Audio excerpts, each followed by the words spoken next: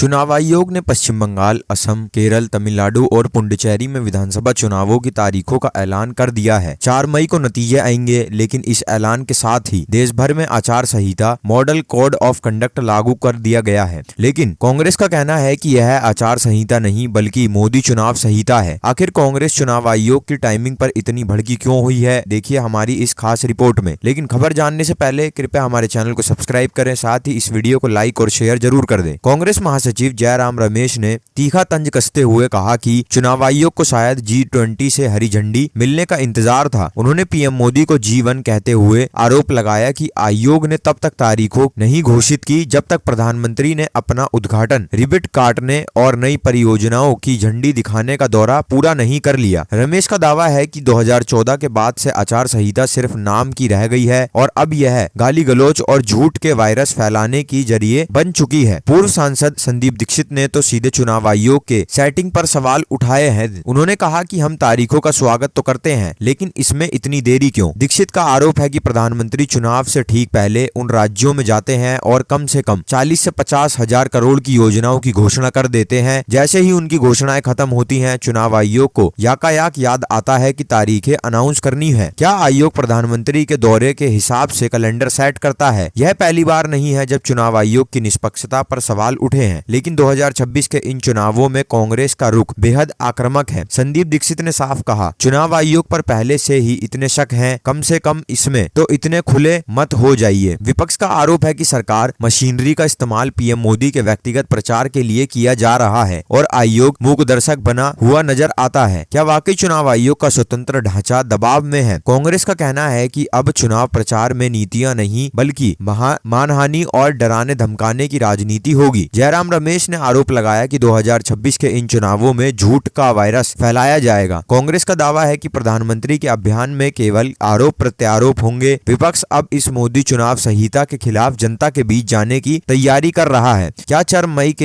मई के नतीजे इन आरोपों का जवाब देंगे? चुनाव आयोग ने अपनी जिम्मेदारी निभा दी है, लेकिन कांग्रेस के सवालों ने लोकतंत्र के इस उत्सव में एक गंभीर बहस छेड़ दी है। क्या चुनावों की तारीखों में देरी वाकई प्रधानमंत्री को फायदा पहुंचाने के लिए थी, या कांग्रेस अपनी संभावित हार का ठीकरा पहले से ही आयोग पर फोड़ रही है? बंगाल से लेकर केरल तक की जनता अब इसका फैसला करेगी। आपकी इस पर क्या राय है, कमेंट में जरूर बताइए। देश के हर चुनावी अपडेट के लिए वायरल समाचार को सब्सक्राइब करें तुरंत।